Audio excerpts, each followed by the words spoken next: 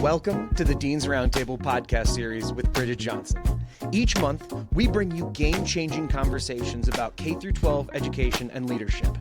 Join us as top educators, field experts, and administrators share actionable strategies to transform your school community. Let's dive in.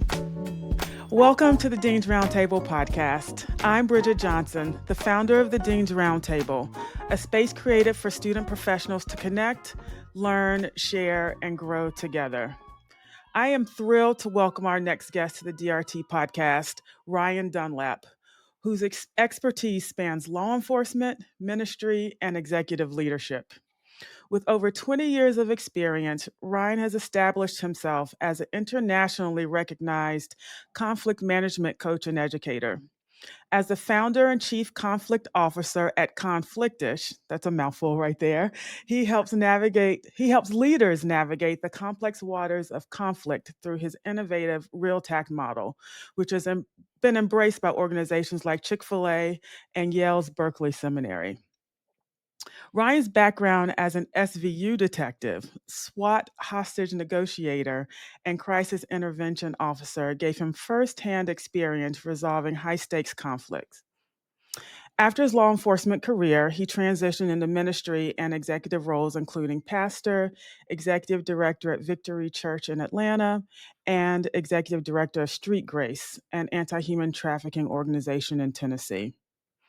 His influence extends to government advisory roles and academia, where he serves as co-faculty at the University at Buffalo School of Management and has developed programs for institutions, including Yale University. I discovered Ryan while scrolling through Instagram and was immediately captivated by his message. His content resonated so deeply that I shared it on LinkedIn, and since then, I've seen countless others do the same, a testament to how powerfully his insights connect with people. I'm delighted he accepted my invitation to join us today. Please welcome Ryan Dunlap. Thank you so much. Glad to be here. Absolutely. So Ryan, I saw your post on Instagram and I was like, hey, you were hitting the nail right on the head. Tell me how you even got into this business. You've had such an interesting career that spanned lots of different industries. Talk about how you just got started. Yeah, it's a little complex, honestly, and I think one of the one of the challenges I have is trying to distill it down into a conversation that doesn't take an hour. um, I'll give you the cliff notes. I spent 14 years of my career in law enforcement, and I was fortunate to wear a lot of different hats. I worked in special operations roles. You mentioned special victims, a burglary detective, gang intelligence, forensics. I did a lot of things. I think one of the most impactful roles that I served in was that as a crisis intervention officer, and then a collateral role as a SWAT hostage negotiator. And that really kind of bookended my career. I started with high comms work and focus and law enforcement and ended in that same space. Mm. And so, I've got my wife and I, we've been married for going on 20 years now. We've got 4 kids. And at the time, my law enforcement career became a bit much. And she got tired of me getting shot at for very little money. And, uh, made the suggestion that I look for some other options. So what ended up happening was the church we were serving at was looking for a director of security. I applied, I got the role. So Mm. that's how I transitioned from law enforcement and into ministry. And believe it or not, the biggest challenge I had in ministry, this is before I even became a pastor, I Mhm. struggled with communication.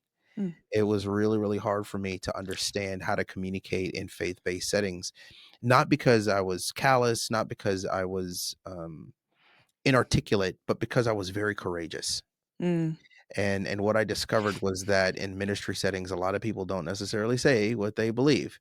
Uh, there, there's a lot of restraint that I didn't necessarily have. I was the kind of person who said what needed to be said. I said the truth, Mhm. and that in and of itself was problematic. So, just through my ministry journey, I discovered that I needed to improve some things in terms of my emotional intelligence and empathy. And that set me on this path of really focusing on interpersonal conflict management. It's not what I Mhm. set out to do, but it's kind of where I landed. Mhm. I reached out to a couple of universities, decided to go to Purdue. I finished my master's in communication leadership at Purdue and started coaching my direct reports. I became a past like over this time. This was about a 6-year period of time. Okay. I'm developing myself as a communicator. I start coaching team members. That turned into opportunities to coach outside of the organization, and we kept going back to this space of conflict management, Uh-huh. not external, not interpersonal, where we're resolving conflict with other people, but how we're wrestling with the stuff inside of us. Mm. And what I say, we deal with the conflict people can't see, but they feel. You Yeah. know, and so that's really what it was. I had a knack for it because, as a hostage negotiator, a lot of what we did was had to quiet down our internal world in order to work well in the external world. And that's what I got to coach people and do. Mm-hmm. And did a couple of other executive roles in Tennessee. I became the executive director of an anti-human trafficking organization. I did some collateral duty on 2 state task forces, and ultimately got to the point where I said, you know what, I want to focus all my time and energy onto this conflict strategy thing. And so we branded as a different entity initially, but eventually we landed in this space of conflict-ish, where I Okay. help leaders navigate all the ish that comes with conflict.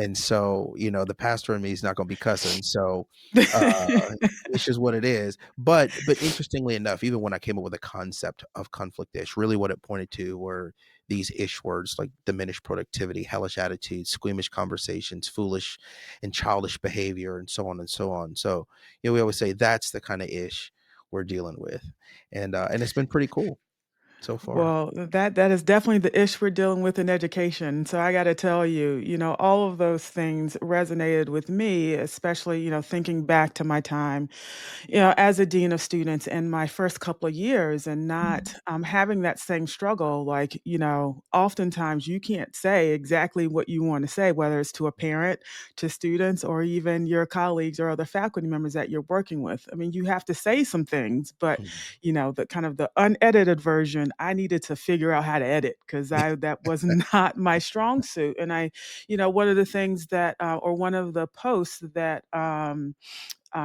really kind of resonated with me was learning how to say the thing that you needed to say in a way that did not feel like, well, I didn't feel like I was, attacking someone else or being too mean or too harsh or too critical. And so that led me oftentimes to not say the thing because I didn't want to come off that way. Yeah, I wanted to be a team player. I wanted to be someone that was easy to work with, for lack of a better term. And so that hamstrung me in a lot of ways.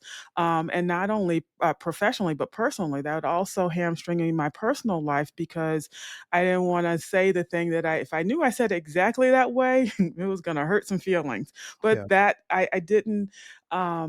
Know how to edit in that way. And so I really appreciate you kind of talking about that. And, you know, while we're not hostage negotiators, it feels like it is very high stakes for us in this, world of education and the folks that we're dealing with. And so I'd love for you to talk a little bit about some common techniques from high stakes situations that that everyday leaders can apply in workplace, whether it's conflicts or just difficult conversations in general. Yeah, I mean, it's such an open-ended topic. There are so many different tools, and I think that's one of the challenges is our unique experiences as communicators could land us in this place where one strategy would work perhaps for you, but not work for somebody else, or maybe it Sure. works for you in this context, but Hmm. not in every context, right? Right. And so there are no absolutes in this space, but there are some good practices, and I think you hit something where you said, we're not hostage negotiators, but this is high stakes. And I think that's the thing we have to really recognize here is that you might not be negotiating for someone's life, but your time is held hostage. Your Yeah, your peace absolutely. of mind is held hostage, right? Your plans sometimes are held hostage based on what other people are doing. And so how do you navigate difficult conversations with people when you don't see eye to eye? And I think one of the biggest strategies, I don't even know if we call it a strategy, it's more of a mindset, Mhm. is understanding that none of this is to be taken personally. Mm. And I think that's the hardest part for a lot of us in conversation. A lot of what I teach, we call it conflict management, but really what it is pressure management. Because we know we should speak low and slow. We know that we should listen deeply. We know that we should give other people the microphone. The problem is we don't know how to do it when we're angry. I don't know how to Yep. listen when I'm offended. I don't know how to speak when I'm frustrated, right? Right. And so we know the things to do. We just don't know how to do them under pressure. And so we have to find a way to release that internal pressure we're feeling so that we can withstand that external pressure better. It is the hardest part about leadership is you don't just get to lead on your best day. You have to lead on your worst day. And so how are you going to show up when things are blowing up? That's the caveat. So one of the things that I tell people is, um, we there's this saying, it's not what you say, but how you say it. Yep. To me, in my experience, that is accurate, but it's also incomplete. Mm. It's not what you say. It's not just what you say or how you say it. It also comes down to who is saying what's being said, because it turns out that the messenger matters just as much as the message. And so if you can understand this idea of influence theory and persuasion theory that says who you are as an individual is going to matter exponentially more than what it is that you're communicating. If you can understand that, then you'll understand that trust, rapport, respect, connection are going to be far more instrumental in your success as a communicator than crafting the right message and Message. delivering it the right way. And Right. so that's what it comes down to is we spend a lot of time, disproportionately, I would say, Mhm. focusing on the content. Mm. We spend another large chunk of our time focusing on the context in which we want to deliver said content. Right. We almost never spend time talking about the character of the person delivering the content in context, right? And Yeah, building relationships is something, I've talked about, quite a bit, and having that psychological safety so that you can have those conversations with people and people will receive those conversations because you've built the trust, you've built some capital there, and if you don't have that, it's very hard. But oftentimes, especially in school situations, you don't have the opportunity, I will say, to build that with 500 students or 500 Mhm. students' parents, and so, sometimes we have to kind of do this on the fly. And one of the things I talk about is consistency in message, that you are, talking to the community about consistency and how you deal with situations on campus can also help. But what about those folks that you haven't had the opportunity to kind of build any of that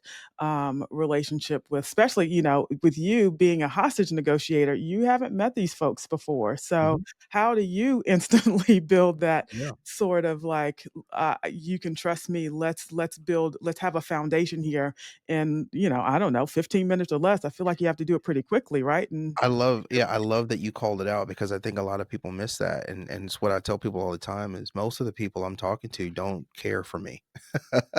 We're certainly not friends. right. So what I tell people is you don't have to be friends to navigate problems with people. You just have to be friendly. And you don't Okay. have to like the people you're navigating problems with. You just have to know how to be likable. And the Okay. truth of the matter is we know what character traits other people can embody that we connect with and what character traits that cause us to disconnect. Mm, Right. So the question becomes, how do you want to be remembered in the mm. conversation? If Okay. you start the conversation with the end in mind and say, okay, I don't know this person from anyone, Mhm. but I know that I want to be someone that person trusts. I want to be someone who can create an opportunity for them to feel heard, right? Mhm. I want to be someone who validates and affirms their position or whatever those things are. If you can do those things at the beginning of a conversation, what you'll find is that people love to talk about themselves. Give them space to do it, Right. right? People love to be affirmed. Uh-huh. Do that, and embody the characteristics of positive or pro-social behavior. And what you'll find is that a lot of these problems solve themselves, Hmm. right? You can walk into a room and say, hey, listen, we got to have a hard conversation. I've got a lot of things I'd like to say, but I really want to give you an opportunity to share first. What's on your mind? Right? You give them the Okay. microphone. And then Yeah. after they said the thing, say, wow, that's a lot. Now, what do we typically do? As soon as someone else starts talking, You start we want to refuting add our two or cents, yeah, our or 2 cents. You know, yep. don't do that. Don't do that yet, right? So we can use dialectical thinking or Rogerian Hmm. arguments, and we can go deeper and say, wow, I really connected with this thing that you said a moment ago. You said this, that, and anything. Tell me more about that. How long have you felt that way? Mm. Right. So now what we're doing is we are seeking to be curious, more Yes. interested than interesting. And what happens is the more you operate in this probative manner and you start Hmm. talking to people on their level about things that matter to them, organically, the questions that people are asking themselves in their mind, you're answering, and it's Mm. all happening unconsciously. So this is all persuasion theory. Let me tell you what happens when you talk to people you don't know. Okay. Okay. When you start talking to people you don't know, there are 3 questions that they're asking themselves on repeat in the back Okay. of their mind. They probably don't even know they're asking these questions, Huh. but Okay. they're asking, can I trust them? Mm. Are they credible? And am Mm. I safe in their care? Wow. Those Okay. those 3 questions are happening on repeat in the back of someone's mind, right? Can I trust them? Well, that's hard to say initially, right? But I'm gonna try to Right. act in a trustworthy way. I'm gonna say things that build trust, like, "Hey, this is a safe space. Um, I'm here for you," whatever. Like, I'm gonna say things that, generally speaking, suggest That you trust hope in will the person. suggest Yep. trust, right? Am I competent? I'm gonna demonstrate that through my conversation, Sure. right? Am I safe in your care? How I handle that person's emotions, how I handle their feelings, right? What typically happens is as the conversation progresses, you're going to do or say things that's gonna cause that person to check in. Yep. Okay, do I feel safe right now? I feel pretty safe. Is that person competent? Yeah, I think they know what they're talking about. Hmm. Do I trust them? I don't know if I trust them yet, but I Keep don't talking, right? not trust them yet. So I'll keep listening. The moment we do or say something that causes that person to not trust, not feel safe, or think we're not competent, that's when listening goes away. Mm. That's when that immediate relational equity shuts off. So our goal at the beginning of a conversation is to demonstrate the characteristics or mannerisms of a trustworthy person, of a safe person, and of a competent person. And if we do that, we can solve big problems with people we've never talked to before. Wow.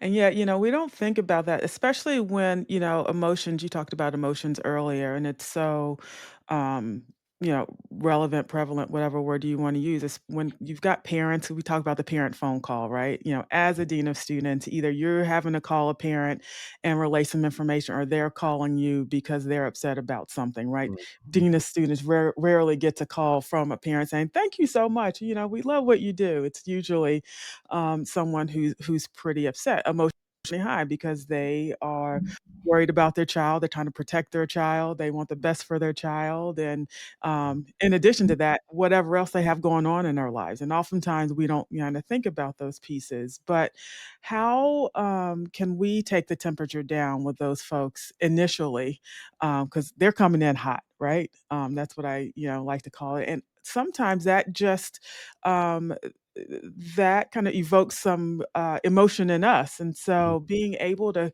calm yourself down and kind of stick to either the facts or the script and not kind of get kind of tossed in the wave of their emotions can be really difficult. And I can imagine when you as well kind of coming into some of these situations, these people they are not happy, right? I can't imagine in many hostage negotiation situations where people will come in and they're, ready to talk and, really excited about your presence. I think you actually said earlier that people don't really like you. What is the first thing you do to kind of just get them to calm down?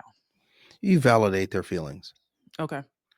You know, um, I think one of the biggest mistakes we make in conflict resolution is we try to resolve conflict or tense situations before dealing with the emotions. Mm, There's Here's what we understand about people. When our limbic brain is activated, when we're in fight, flight, freeze, or fawn mode, we mm-hmm. can't rationalize our way out of problems. It Yep. just doesn't work, right? The Fair prefrontal enough. cortex works when the limbic system is not working. You can't do both at the same time. And the way our brains are engineered, we will pass information through our emotional center way before we get to the rational center. Absolutely. Right. So we're going to be Yep. emotional first. And so if we truly want to control the climate or the temperature of a conversation, we have to understand what that person's inner narrator is and Hmm. speak to those things before we start laying out facts, because facts will not resolve feelings. right? Fair enough. Yep. So, You yeah, that's going into a conversation and say, I have to imagine you are not happy about being here. You missed time for work.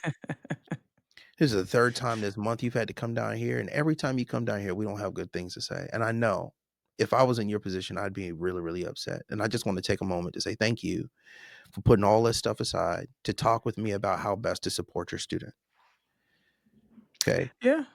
What have I done?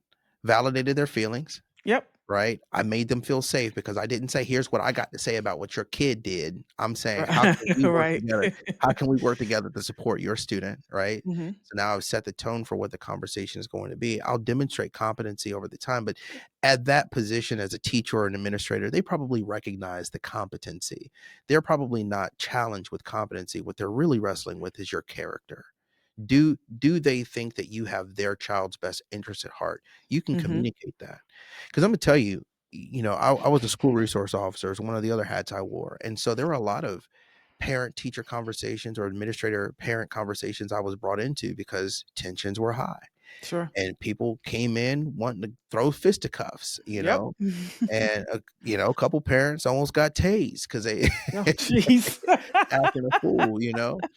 But generally speaking, you can walk into the room and say, "Hey, listen, everybody's hot. Mom's Right. hot, dad's hot, school's hot, the student's hot, right? And nothing is going to get better if we come in here and throw hot lava on each other, Right. right? So let's start with the end in mind. What's the goal? The goal of this conversation is to set your student up for success. That's Mhm. why we're here. If that wasn't the goal, this would have been a suspension, an expulsion, or something else. The Right. fact that we're at the table means that we want something better together.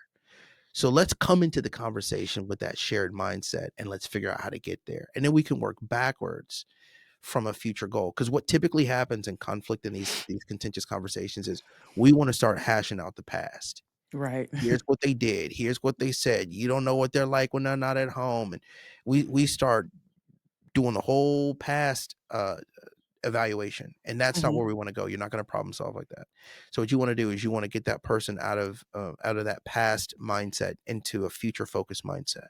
Okay. Mm, Establish a great picture for what the future looks like and says, here's what we want. How do we work together to get there? get And there. I like that. now we're focused on something positive. And this is what we would do in hostage negotiation. Why'd you lock all those people in that room at gunpoint? That's not going to help. No. You know what I Maybe mean? not. That's not going to help, right? Um, but when I start asking future focused questions and I pull that person out of that limbic brain and into their prefrontal cortex and say, hey, Mhm. how would you like this to end? Yeah, I like What is that. And what does better look like? You know what I mean? oh, what does better look like? I like that even more. I'm going to kind of switch gears a little bit. And so, one of the things that you talked about, or one of the things that you said, which I thought was really interesting, that you can be right and wrong at the same time. Yeah. And I know, yeah, especially coming in as administrators and educators, we know that we've got the plan, we know what's right, and we sometimes just kind of blow full steam ahead without kind of taking the time to pause and say, maybe I could be wrong. Mhm. No, we don't. First of all, we don't want to be seen as wrong in front of anyone that we're managing or leading because that feels like we're not competent, right? And that's Mhm. as a leader, you have to be, feel like you're competent all the time and know all the things. A lot of times, that's how people feel, and that's kind of how they get all worked up about what's happening because they are kind of putting all of these pressures on themselves who they have to be or portray. So, talk a little bit about being right and wrong at the same time and what that means for you. Yeah, I mean, there's a couple of different ways to kind of take it in, and depending on the nature of the situation you're looking at, it can mean different things to different people. On the face of it, when I wrote that particular piece, the idea behind it was that you can have the right idea but the wrong approach. Mhm. Okay, so um, you can be factually correct, but behaviorally incorrect. And so the way you go about exerting your rightness Mhm. or sharing your rightness is wrong, right? Uh-huh. Yeah. And so I think that's probably problem number one as communicators is that people are correct in their analysis. They're correct in their assumptions. They're correct in their conclusions on why things happen the way they did or what have you. But they're incorrect in how they go about approaching it because perhaps they're more focused on venting Mm-hmm. than resolving. Maybe they're more focused on making a point and not aware of how their approach to making a point causes them to make an enemy. Mm. Okay. So that's the initial idea of it. I tend to liken this to something I refer to as the FedEx model, Okay. right?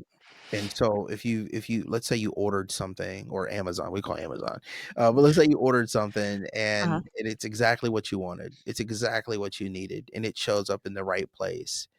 Okay. It shows up at the right time.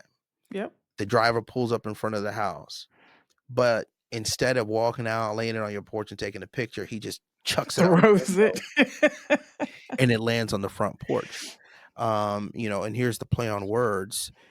The thing that you needed showed up in the right place at the right time, but it didn't show up in the right way, so it's no longer intact. Mm. And this is what we do with our communication is we will deliver the right words the wrong way and they don't arrive intact. Yeah. Okay. So we have to be concerned about that. We have to be aware of that. And every audience requires a different delivery. Sure. So we have to be willing to deliver information in a way that is appropriate for the person receiving it. Mm-hmm.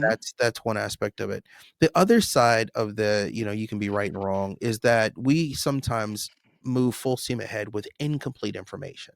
So you Yes. can be right about something, but because you don't have all of the information, you have an incomplete assessment of rightness. Mm-hmm. And it's this additional dimension or these other components or aspects of the same right thing that without it invalidates the thing that you're standing on in principle.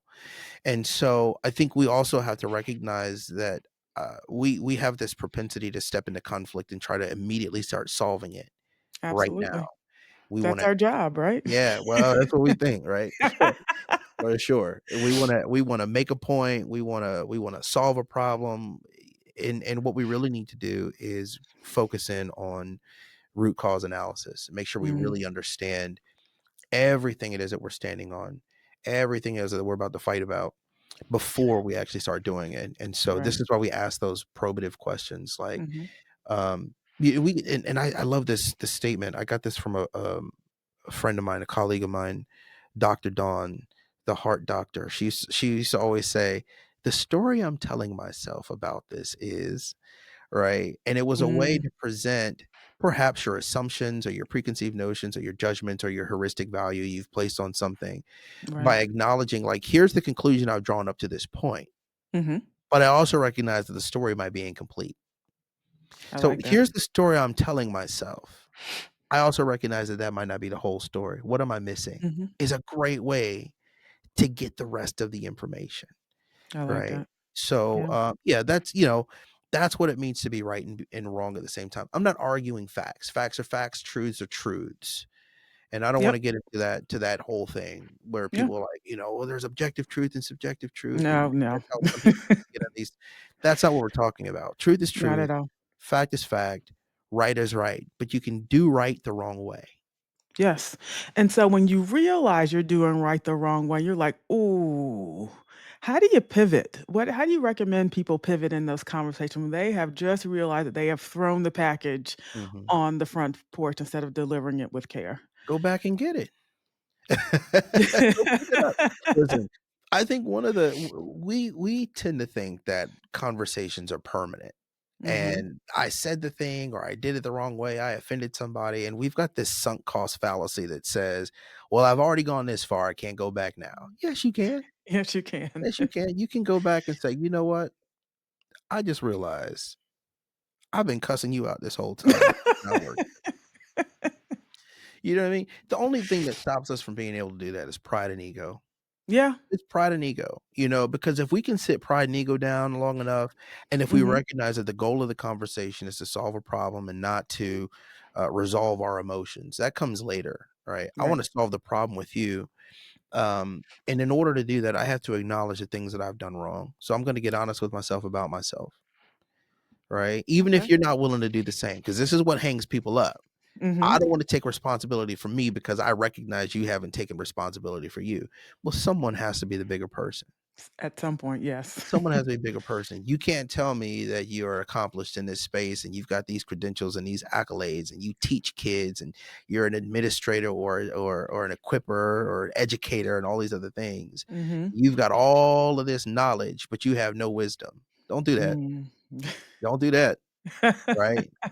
So you know, it's one thing to be learned, it's another thing to be wise and to recognize, uh-oh, okay, I can't dictate what this person is doing with their Right. character, but I can certainly dictate what I'm doing with mine. And so I like to use this an acronym I created called STOP. Mm-hmm. STOP, space, time, and the OP is opportunity. Give yourself space, time, and an opportunity to pivot. Okay. Right. So you're in the heat of it, you're yelling, they're yelling, you seeing eye to eye on things, and or you're not seeing eye to eye on things and things are going terrible. And you say, you know what? I think this is a great time to pause for a minute. Let's give each other some space and some Mm-hmm. time to regroup and see if there's an opportunity for us to come back together better, not based on how we're feeling, but based on who we know we can be at our best. That is a hard thing to do. Yes, it It is. is hard, and it sounds like fantasy land for a lot of people, but it is the answer, right? It's one of the hardest aspects of emotional intelligence. You know, emotional intelligence is self-awareness, self-management, social awareness, and relationship management. That self-management piece is the Yeah. part that most people struggle with, right? They can tell you, well, you know, I'm a little impatient, but they can't stop it from happening. Right. They can tell you, you know, I don't let people talk to me any old kind of way. That triggers me. They don't know what to do when that trigger takes place. And so we love to justify behavior that we would never excuse. Yep. You're So exactly right. I'll justify it when I do it, but when you do it, I won't give you any It's leeway. There's no inexcusable, break, right? right? We can't do that. We can't be those people. So self-management has to be a part of the design, and we have to start expecting from ourselves the same things we expect from everyone else. We do, and boy, is that not easy, huh? Yeah, it's tough. It does take some work. And so, we've talked a lot about just kind of managing conflict in general. One of the things that you also talk about is managing the negative person who's always negative all the time. And we got those folks, especially at times when we feel like we're trying to make some changes or shift program or do things a little bit differently. And you got that one person who's can't see the glass is always half empty and we never, that is never going to work. And so, how do you deal with those folks on a regular who are just constantly negative all the time? You know, it's a tough question to answer only because it really depends on power dynamics and positional dynamics. You know, is this a supervisor? Is this a boss? Is this a peer, a colleague? Mhm. You know, because some people you can't just tune out. No, some you can't. some people, you You know, no absolutely matter what, cannot. you have to listen to this negative Nelly. Yep. Um, and so this really goes back to the self-awareness piece that we talked about before, where you Mhm. have to learn how to be a thermostat, not a thermometer.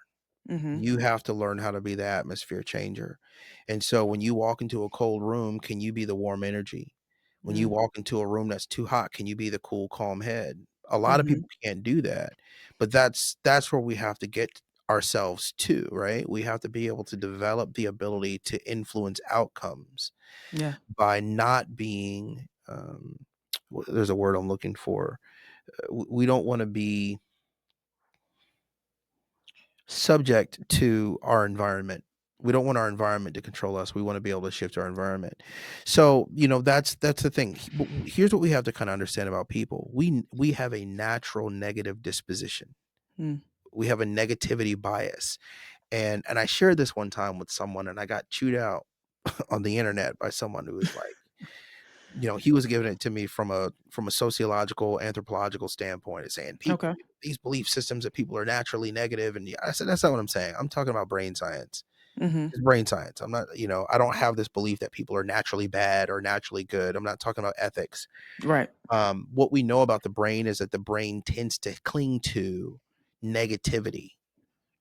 and that is a self-preservation mechanism of how the brain works. And so Mhm. we naturally will focus on failure points. We'll naturally focus on things that will go wrong, not because we like to be negative, but because it is a self-preservation and a preventative action that says if I know what can potentially go wrong, I'm what can go gonna wrong, I brace know exactly how to myself make things right. for Yeah, that. I can prepare for Yeah. that. So we have to understand that, right? And I think we have to have a lot of open-minded thinking with negative people. There's Mhm. something called trauma-informed leadership, which I Yep. don't think enough people talk about. But you know what happens a lot of times is we'll encounter someone negative, and we'll say, "Why is that person so negative? Why are you so nasty?" Right? We'll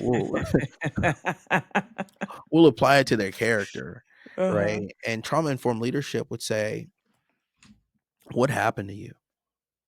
Yeah. Right? Now, this is Well, not a yeah. question you're not asking You're them not, yeah, questions, right, I right? understand. This is a question you're asking yourself, like, I wonder Yourself, what yeah. happened to them. Who Mhm. hurt them? What circumstance or situation have they gone through that caused them to Cause them become to, this way, right? Because when right. we become curious about that, it allows us to interact with them a little bit differently. And now we're not Mhm. assigning judgment to their character. We are applying curiosity to their disposition and to their I present I state. love that. And so that's I think those are some things that we can do with negativity is we don't take it personally. We become Mhm. tactically curious about the genesis of that behavior. Yep. And we do our best to demonstrate what positivity should be. And we don't hold anybody to well, I want to make sure I'm careful with how I'm saying this. We hold people to that standard, but we don't crucify them for not living up to it, right? What we Right. do is we enact boundaries Mhm. around ourselves. And so I can say, so listen, um, I recognize that you're feeling some kind of way. You've got some strong feelings about this. I want to Mhm. give you room for that. What I won't do is I'm not going to be cussed at. Yep, Okay. So setting I'm the not going to do standards, that. setting So some you don't have to be boundaries. happy. You don't have to like it. You don't have to love it, but you ain't going Right. to cuss at me. As soon as that happens, All stop bets going are to happen. off. We're Space, stopping the time, and conversation. opportunity. Yep.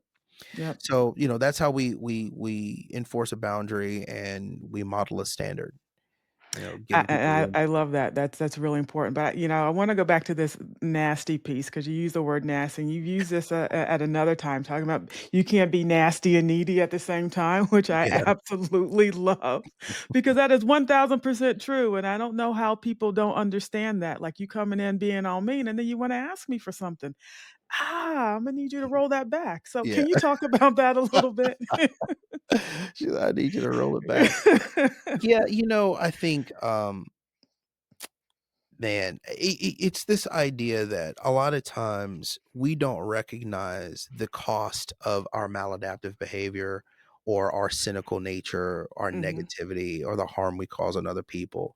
You know, and it really when I wrote that, it kinda came from this idea that, you know, you never wanna bite the hand that feeds you, Feed you, right, mhm. you know? And I think this is what tends to happen is we will mistreat people, we will step on people, but we may find ourselves in a position later on down the road where that person has something we need, Yep. and then all of a sudden we have to go and ask for the thing that we need, but we don't know how to humble ourselves in the process. We don't know how to apologize. We don't, you know what I mean? We don't know how to take Yeah, ownership for the things, yeah. and we cannot do that and thrive, Yes. right? So that was really a call on us as individuals to recognize, like, those are the kind of bridges you don't wanna burn. You know, I have a colleague who, um, was in a situation that they weren't happy with. I'm trying to be careful about how I put this out there. Fair enough. I wanna protect them. Gotcha. But I have a colleague who had a very explosive, um, experience. They exploded at work, Okay. and they quit their job in dramatic fashion. Ooh, okay. Dramatic fashion, okay? It's like every Burning the rule house down, huh? I burned the whole house down, okay? And didn't do it at the lowest level, like, went to the top, and it was like, Gotcha. you know, just like, we burned all the ships. Well, you know, that person didn't necessarily have a lot of options, Yeah. and, you know, and I had to kinda remind some other people, I haven't talked to this particular person about it, but it's like, anytime you burn a bridge like that, especially with a supervisor at that level, understand that this person now has potential to be a permanent voice in your life, because at some point you're going to have to apply for another job, and that person is going to be the person who gets to tell somebody else what it was like to work with you. Yep. And the lasting reminder that they have for you is that you literally came in here and blew the place up because you weren't happy with some things that you saw.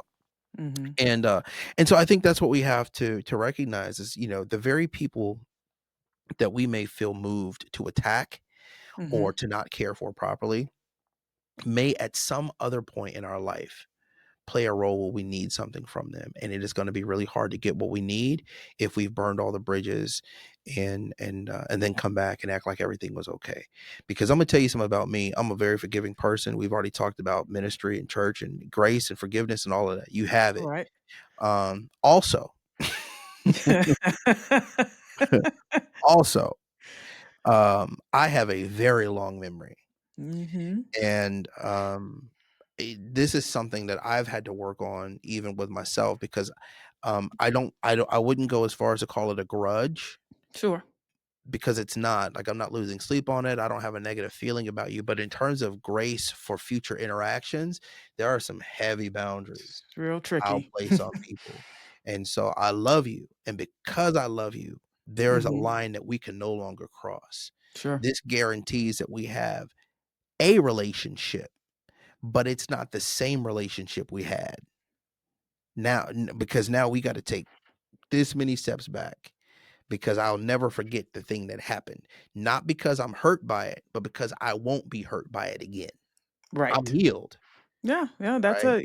we in some ways do have to protect ourselves, right? You said that's self-preservation, and there's ways to do that that, sets boundaries and within limits Still and still honoring. allows you to be respectful and cordial to people, but Mhm. there is a boundary. Yeah, And there will be. And another thing that you talked about is communicating with care versus communicating carefully. yeah. And I think that's kind of a nice segue into that because with those boundaries, you have to be careful to be able to do that. And so, can you talk about that a little bit? I can, that you're kind of exposing my stream of consciousness and how some of these talks come about. So that whole piece was a byproduct of a moment between my wife and I. Mm, I was in work mode, and when I get into work mode, I detach from feelings.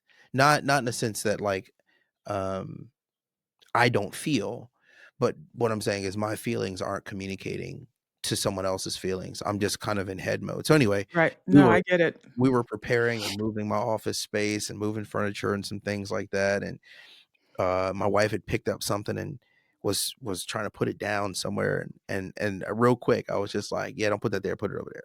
Mm. And she was like, Excuse me? "Mm," and so she said it sounded a little harsh, and I was like, "Harsh?"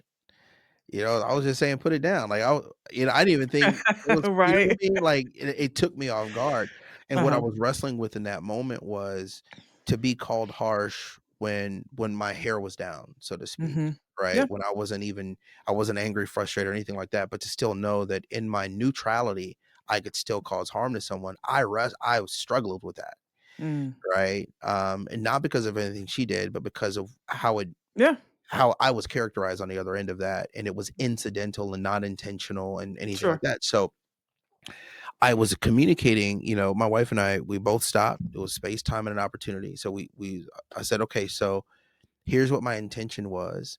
She Mhm. shared what the impact of that was. Despite your intention, here's the impact it had on me.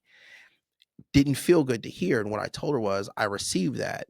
What I'm challenged with right now is I now am being mentally prompted to communicate carefully, not with care.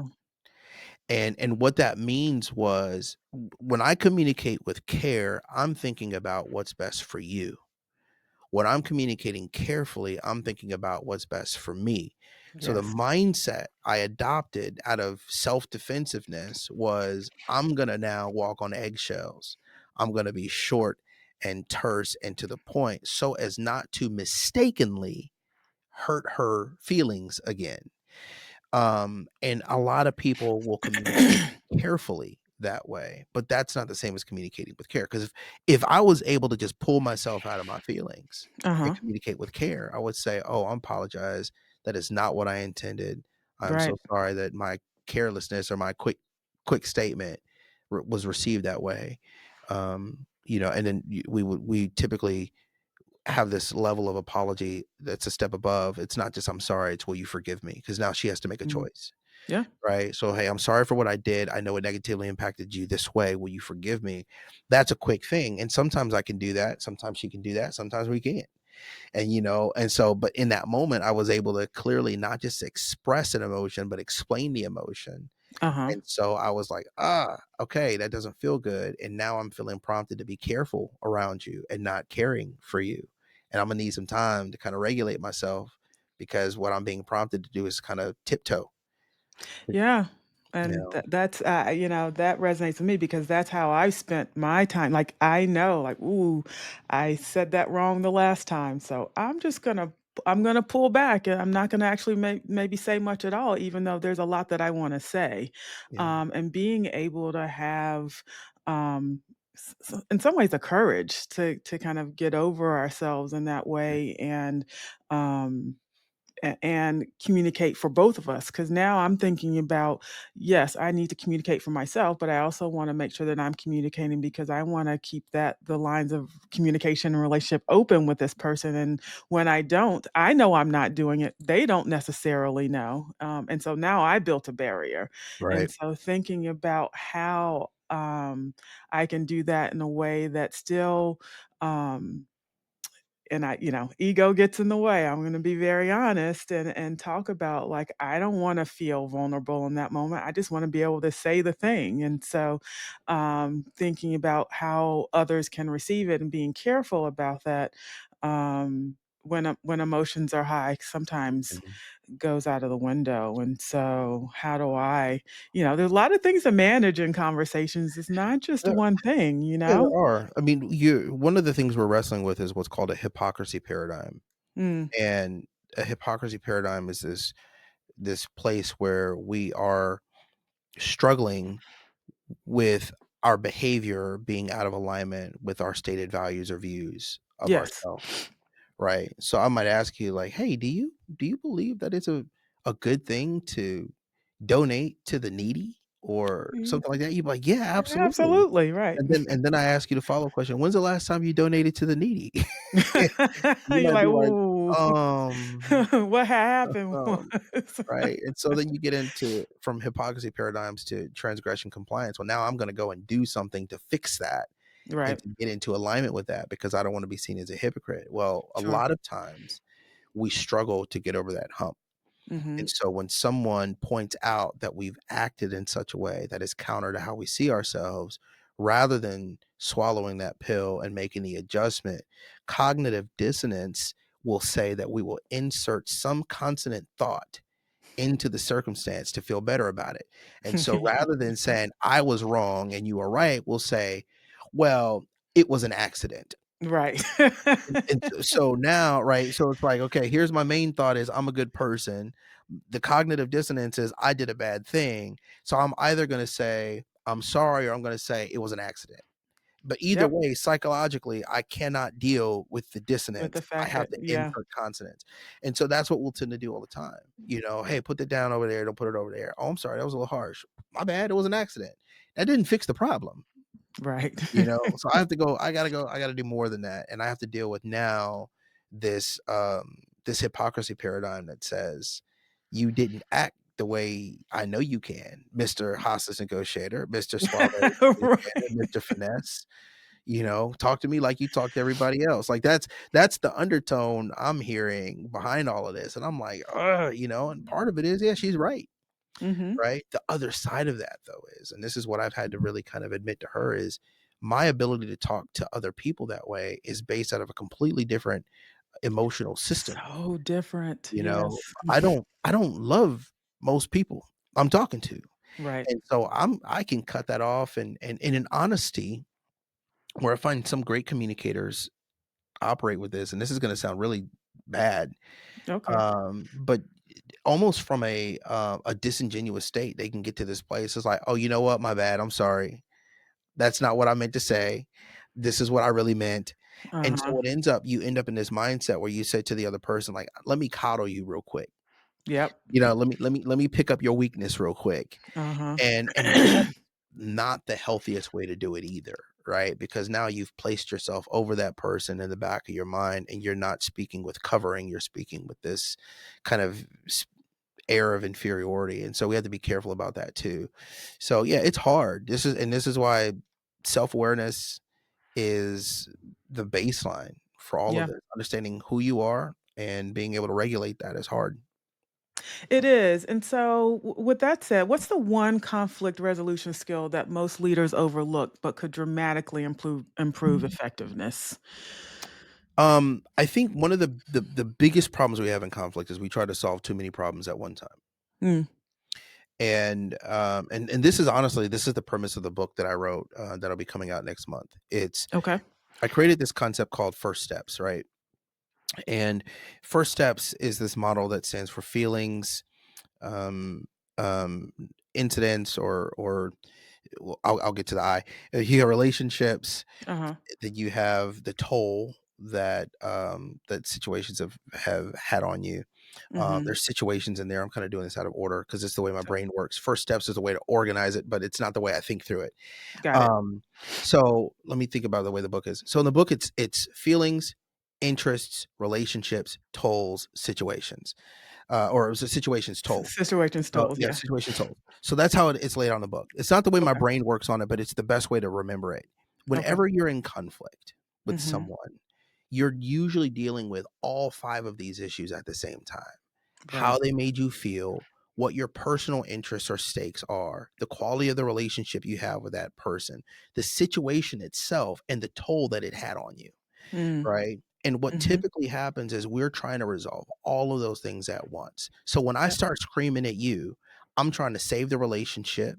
I'm trying to recover from the heaviness that this has had on me. I'm trying to recover from my feelings. I'm trying to deal with the situation that took At place, hand. and I need my personal interest to be met at the same time. And so what we have to do is learn how to solve one problem at a time. And the idea behind the book is that you can effectively compartmentalize these pain points, prioritize these pain points, and iterate your way through it. Mm. And so it gives you this roadmap for saying, okay, how are you feeling? What's the predominant feeling? What is your personal interest? What's the quality of relationship and what should it be? What's the Mhm. situation that got you out of sorts? What's the toll it's had on you? And then it gives you a framework for how to prioritize those things. And Awesome. once you prioritize, it says, okay, solve one problem at a time. I like that. Let's And deal with your so feelings first. Or let's deal with the toll first if that's the biggest pain the priority biggest you have. pain point. Mhm. Let's resolve the relationship because there's these dominoes. If our relationship is good, I'll feel better. Once Right. I feel better, then I can deal with this situation. Once the Right. situation is handled, this my personal interest can be met, and then the toll will be relieved. Other Relief. people, the toll is the most important. I Right. got so much trauma from this thing. I got to go get healthy first, and then once I get healthy, I can wrap my feelings around this thing better, right? And then maybe the last thing for them is the relationship because maybe there is no resolution in that. So Maybe the not. process is different for all of us. And I think if we knew how to back up and break conflicts, big complex conflicts down into more simple steps that we could iterate our way through, Mhm. we are going to be much more effective at solving problems, separating problems from people, Uh-huh. understanding that people are complex and dealing with one issue of our personality at a time. It makes things a lot easier. Yeah. So, tell me the name of the book and when it's gonna be out? Well, you can tell I'm mental fog already. I couldn't even remember the framework for it It's 'cause all good. I've been I've been dealing with the book for so long. Uh-huh. I actually I turned it off. I haven't even Oh, looked at it for 3 months. wow. So, it's coming out May 13th. Okay. It is a 9-year labor of love. Wow. And so I'm kinda in this place where a lot of authors will tell you, "Don't touch it, don't look at Mhm. it, don't think about it, forget the book." Okay. And so that's the phase I'm in right now. But, the name of the book is How to Untie a Balloon. Okay. It's a negotiator's guide to avoid popping under pressure. And the whole premise of the book is that conflict is big and it puts a lot of pressure on us. And if we can learn how to methodically untie the balloon of our life and release some of this pressure by Mm. breaking our pressures down into these more manageable pieces, then we'll be better able to withstand external pressure without popping. Wow, I love that analogy. That is so great. And even before May 13th, you've got some training tools out there for folks. So you've got the Real Tact model, correct? Yeah, yeah. So the And real so you tech want to talk model about is that? sure. Yeah, the real tech model is our model for conflict competency, and right now we've organized it into a 60-day program called the Art of Tact, and it's a training program that people can sign up for. It's not an online course. Hmm. It is an experience, and I always tell people you're not going to become better at navigating conflict by listening to me talk all day. So you need to listen to me a little bit, and then you need to go out there and do it.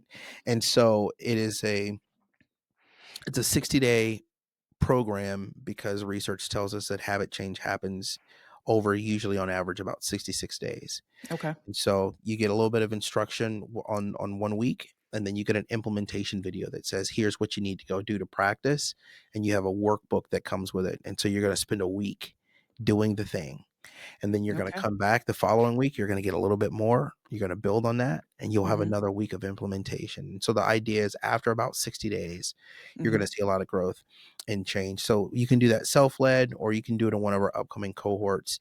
And it's been great. Our cohort right now we're running we've got folks from Australia, across the US, Canada. Some people log in, it's 5 a.m. where they are, 1 a.m. Wow. where they are. Like they are committed to this program, and the growth that we've seen already has been exponential. It's been so good to watch these folks grow through it. And then the self-led option has been Hmm. great too. We hear from a lot of people who are navigating this. Week 2, you end up doing the self-led 360. And Okay. I think that's the one that's crushing everybody. Yeah. Tell us about it. Yeah, we give them the framework for navigating these 360s, and they're told to go find 3 to 5 people in their network to give them Hmm. actionable feedback about what it's like to be on the other side of their mouth. Oh. And people are like, "Yo, I learned, Yikes. I heard some stuff from people, but it's so good, it's so true, and it helped really set me up for the rest of the program." And so, one of the greatest ways to build self awareness is to build in feedback loops, and we Yeah. don't naturally do that. We don't We like to talk don't. to people We about don't like ourselves. it. It's uncomfortable. Yeah, so we built it into the program, and it helps a lot of people get more clear on the gap between their intentions and their impact. And that, that's what we want to do, right? Yeah. Close that gap a little bit. And so, as we think about wrapping up, this has been a great conversation as always. Every time I, hear you talk about things, just a number of light bulb moments for me. So I do appreciate that. And so, what I'd love to just talk about, two last questions for you. Mhm. One, we are living in a world that's so polarized right now, and it's really hard to get people to just come together, work together. And so, what advice would you give to leaders who are trying to build some cohesive teams despite kind of all that's going on, all that's swirling, and everyone's different perspectives? Any advice you would give to those folks? I think we're kind of living in a space where there are competing thought processes about what it is to be safe as a society. Mm-hmm. On one side, you've got this idea that says you have to divide and conquer, and this Yep. other side says a house divided cannot stand. Right. And I think you have to choose your ideological position on this. I would venture to say that as leaders, we have to be willing to champion connection Yes. and inclusivity. And I know that is a triggering word for a lot of people these days because of what Mm-hmm. else has been attached to it. Right. But when I say it, here's what I mean outside of the context that's already associated with it. It's this idea that a lot of folks have built fragile ecosystems within their companies that are based off of principles of tolerance, Mm. not reconciliation. And so when tolerance is the highest level of connectivity you have in your organization, you are not going to be able to withstand a lot of external pressure before the pieces start to crumble under the weight of lived experience and disparate views and belief systems and things like that. I Hmm. think the other challenge is a lot of people feel like if I just don't talk about it, it'll go away. It got away. Yeah. That doesn't work. Okay.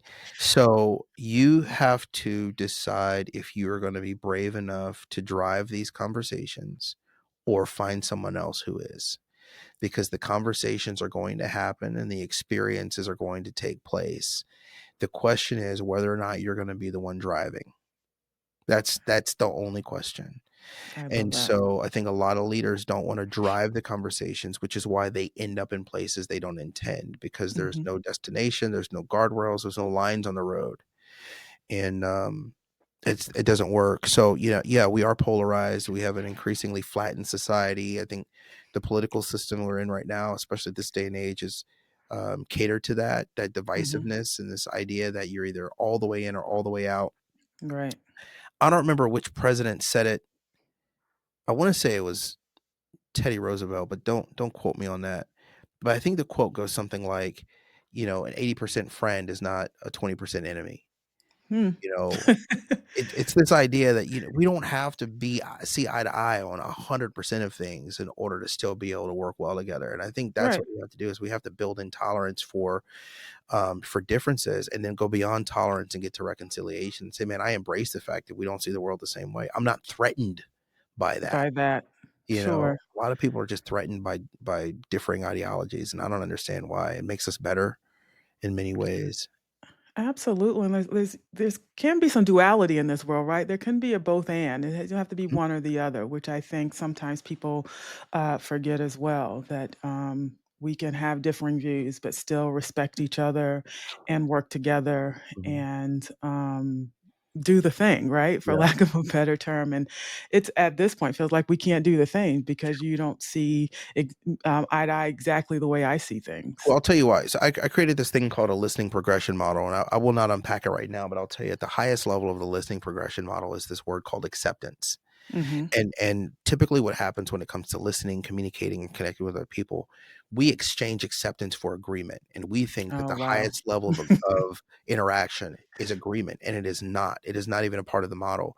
At the lowest level, we make ourselves available to hear, and then we ask clarifying questions, and then we demonstrate understanding, and then we accept. I accept your view. I accept your experience. I accept that this is your whatever, right? What Right. happens is, though, we don't do acceptance. We get to agreement, and we'll say, well, I don't agree with that. And because I don't agree with that, we flip the model upside down. Because I don't agree, I won't demonstrate understanding. I won't seek or clarification, and I won't even make myself available to hear. Here, Cancel right. culture comes in, and we just feel like it's us versus them. And so that's where we have to really kind of be willing to challenge ourselves and say, am I willing to be in partnership with people who have differing views? Can I accept that, even if I don't agree with that? You know? Accept that and move forward. That I think that's a great place for us to kind of wrap up because I could continue to have this conversation all day. And so, as we wrap up, key takeaways from this discussion. If you were to give our viewers or listeners two or three things to kind of take away from this discussion, what would that be today?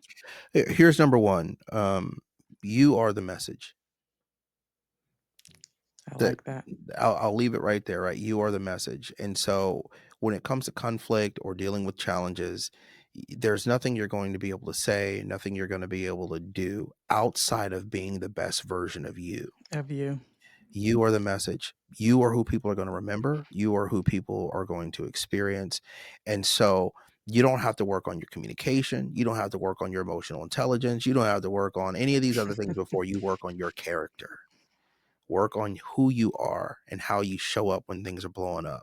That will be the difference maker.